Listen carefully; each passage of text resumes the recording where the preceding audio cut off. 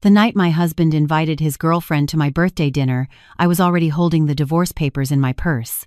But let me take you back to how it started, because the ending only makes sense if you understand just how far I had fallen before I finally decided to stand up. My husband and I had been married for 4 years. We met at a mutual friend's wedding in Austin, Texas, on a rainy Saturday in October. He was charming in the way that certain men are effortlessly, almost carelessly. He laughed at the right moments, said the right things, and when he looked at me across the dinner table that night, I thought, this is the one. I was 26. I believed in things like that back then. His name was my husband, her name was my mother-in-law, and the woman who would eventually sit at my birthday table, drinking the wine I had paid for, was simply his girlfriend. I will not give them the dignity of real names. What they did doesn't deserve that. We moved into a house in the suburbs of Dallas 2 years into our marriage.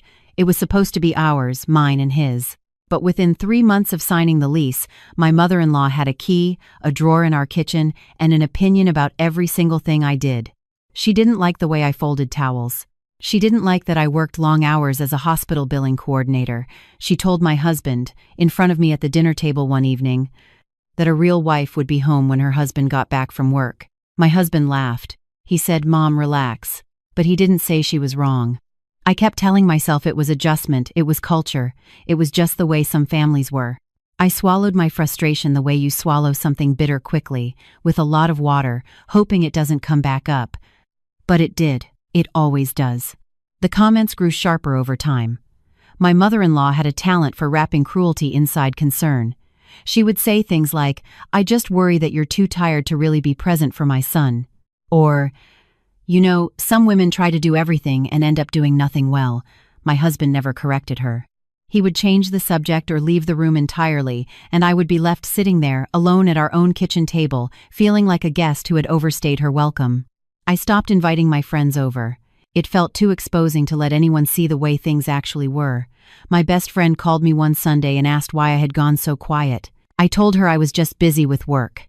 She didn't push it, but I could hear the hesitation in her voice, the careful pause that meant she knew I wasn't telling the whole truth. Things at work were the one part of my life that remained untouched. I was good at my job, methodical and sharp, and my manager had started talking about a promotion. I came home one evening genuinely excited and told my husband over dinner. He nodded, half listening, his phone face up on the table. My mother-in-law, who was eating with us again that night, set down her fork and said, "Isn't it funny how some women put more energy into their careers than their marriages?" My husband said nothing. I finished my food in silence and washed all 3 plates by myself. I do not know exactly when I stopped loving him. It wasn't dramatic. It wasn't one morning I woke up and felt nothing. It was more like a slow withdrawal, the way water recedes from a shoreline, little by little, until one day you look down and realize you are standing on dry sand and the ocean is very far away. What I do know is that I started paying attention in a different way around month 18 of living in that house. I noticed things. The way he tilted his phone away when a message came in. The way he started going to the gym at 7 in the evening instead of 7 in the morning. The way he smelled different sometimes, not like cologne, but like someone else's presence, something clean and floral that wasn't mine. I didn't say anything. I want you to understand that clearly. I chose not to say anything, not because I was weak, but because I was watching. There is a difference between silence that comes from fear and silence that comes from strategy. Mine was the second kind. My best friend was the first person I told. We met for lunch on a Thursday, and I laid it all out quietly over sandwiches at a corner table, the late nights, the phone, the emotional distance that had grown between us like a wall neither of us was talking about. She listened without interrupting. When I finished, she reached across the table and took both my hands in hers. "What do you want to do?" she asked. "I want proof," I said, "and then I want out. Cleanly." She nodded. She understood. She had been through something similar with her ex 2 years before. She knew what clean meant. It meant protecting yourself before anyone knew you were moving. The first thing I did was call my bank. I had a joint account with my husband and a personal savings account I had opened before the marriage and never merged. The personal account was modest but real. I began transferring a set amount into it every 2 weeks, not enough to notice but consistent. I was not hiding money. I was returning to myself. The second thing I did was call a lawyer. Her office was 20 minutes from my workplace, and I met her on my lunch break on a Tuesday. She was direct and calm in the way that good lawyers are. She didn't tell me what to feel. She told me what my options were. We talked about the house, about the assets, about what documentation I would need. She gave me a folder with a checklist. I took it home and kept it at the bottom of my work bag where no one looked. The third thing I did was wait. The proof came in the way I had expected it would, through carelessness. His girlfriend had been texting him from a number that appeared in our shared phone plan as a contact saved under a man's name. I only saw it by accident when he left his phone unlocked on the kitchen counter one morning and a message came in. I did not read it. I didn't need to. The name, the timing, and the particular smile that crossed his face when he picked it up and saw it, that was enough. I did not cry.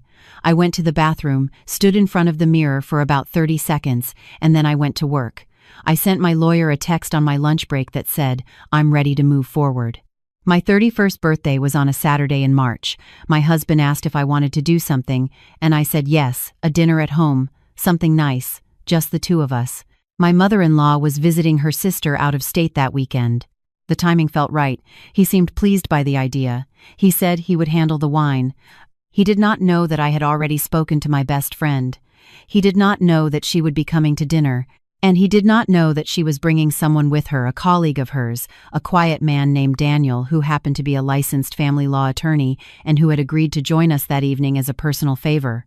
What I also did not know, not yet, not until the doorbell rang at 7:15, was who my husband had decided to bring. I was in the kitchen when I heard the front door open. I had set the table for two, lit the candles, opened a bottle of red. I heard his voice in the entryway, low and warm, speaking to someone. I heard a woman's laugh. I came out of the kitchen slowly, dish towel still in my hand. She was standing in my living room. She was tall, maybe 28, wearing a dark green dress. She looked at me with a kind of practiced poise, the expression of someone who has walked into a room like this before and decided not to be ashamed of it. My husband stood slightly behind her, not quite meeting my eyes. "I hope it's okay," he said. I ran into her and mentioned dinner, and she didn't have plans. He was still speaking when the doorbell rang again. I set the dish towel on the counter. I walked to the front door and opened it. My best friend stood on the porch in her coat, smiling, with Daniel beside her holding a bottle of sparkling water. "Happy birthday," she said, and kissed my cheek. I stepped back to let them in. The four of us stood in the living room. My husband looked at my best friend with mild surprise. He had not expected guests. His girlfriend stood very still beside him, her eyes on Daniel. Daniel, to his credit, looked only at me. "Should we sit down?" I said. Dinner was the strangest meal I have ever hosted. My husband tried to carry the conversation, talking about the weather, about a project at work, about a restaurant that had opened in our neighborhood. His girlfriend spoke very little. She kept glancing at Daniel in a way that I noticed, but did not yet understand. Daniel was pleasant and quiet, asking thoughtful questions, listening carefully. My best friend refilled glasses and kept the atmosphere from collapsing. About 40 minutes in, his girlfriend excused herself to use the restroom. She was gone for a long time. When she came back, something had changed in her face. She sat down and picked up her wine glass and then set it back down without drinking. She was looking at Daniel with something I can only describe as controlled alarm. "How do you two know each other?" she asked my best friend. Her voice was careful. "We work in the same building," my best friend said pleasantly. "What kind of work do you do?" she asked Daniel directly. "Family law mostly," he said. The silence that followed lasted only 2 or 3 seconds, but I felt every one of them. "That's interesting," she said. Her voice had gone flat. My husband noticed none of this. He was refilling his own glass and asking Daniel about the Dallas housing market. But I noticed. And she knew I noticed, because for just one moment, her eyes met mine across the table, and I saw something move through them: recognition, or maybe fear, or maybe both. I reached down beside my chair. I set the folder on the table. It was the folder my lawyer had prepared. Inside it were the signed divorce documents, the financial disclosures, and one other item, a printed summary that Daniel had helped my best friend compile the week before. A summary that outlined a pattern of wire transfers from a business account, my husband's small contracting business, into a personal account that my husband did not know existed.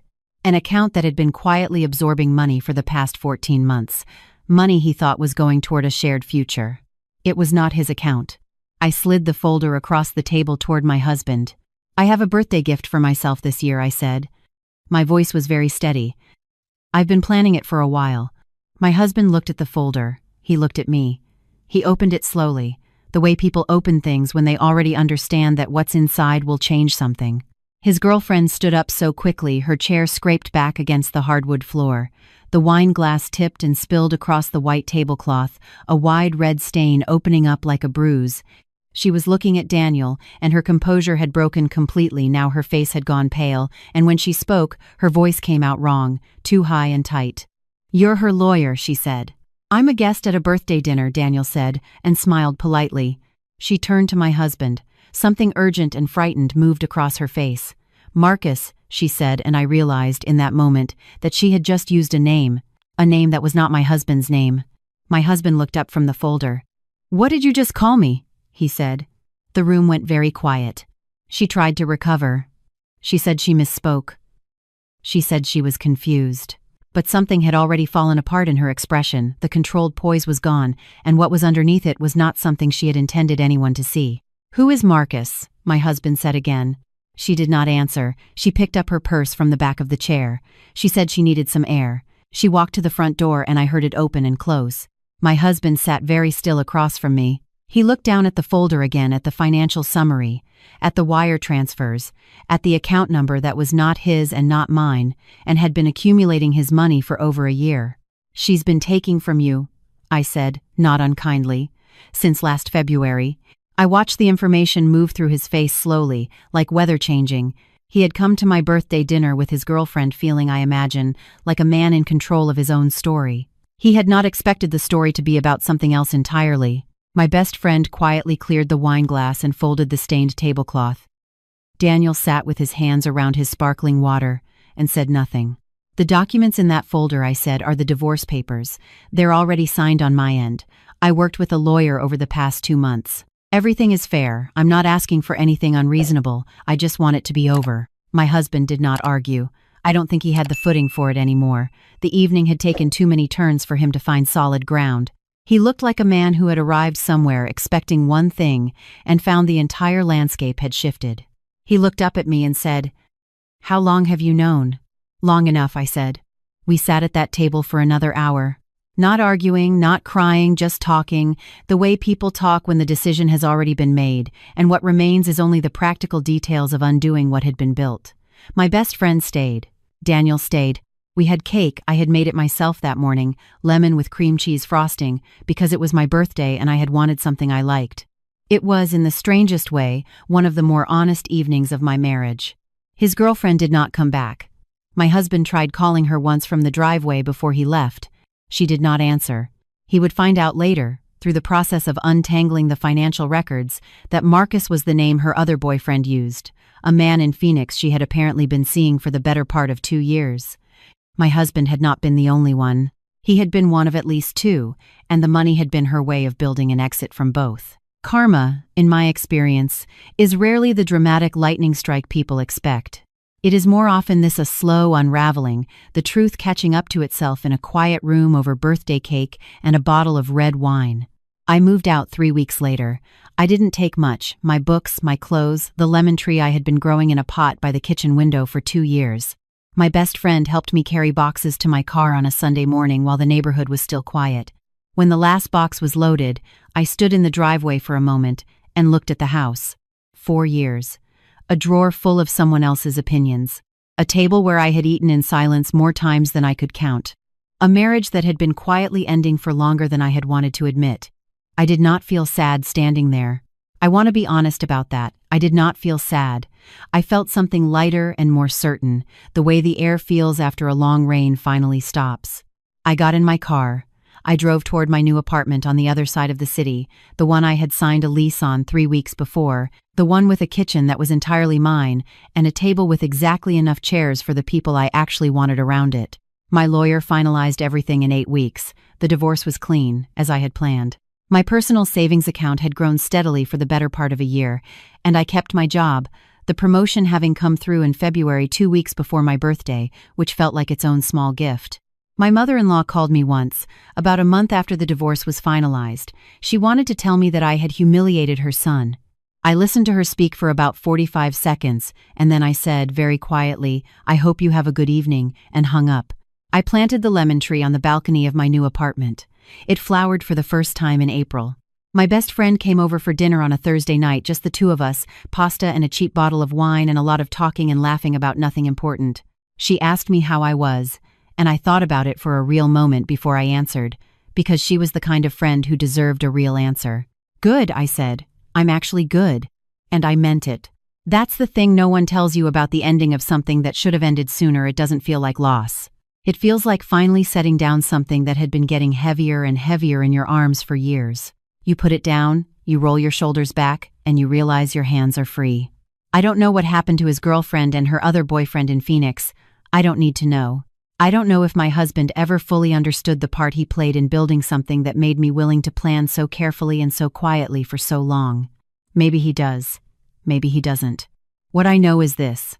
I kept my financial independence when everyone around me quietly suggested I shouldn't. I paid attention when something felt wrong instead of explaining it away. I moved slowly and deliberately, and when I finally acted, I acted from a position of knowledge instead of emotion. I set the table, I lit the candles, I made the cake. And for the first time in 4 years, my birthday was exactly what I wanted it to be.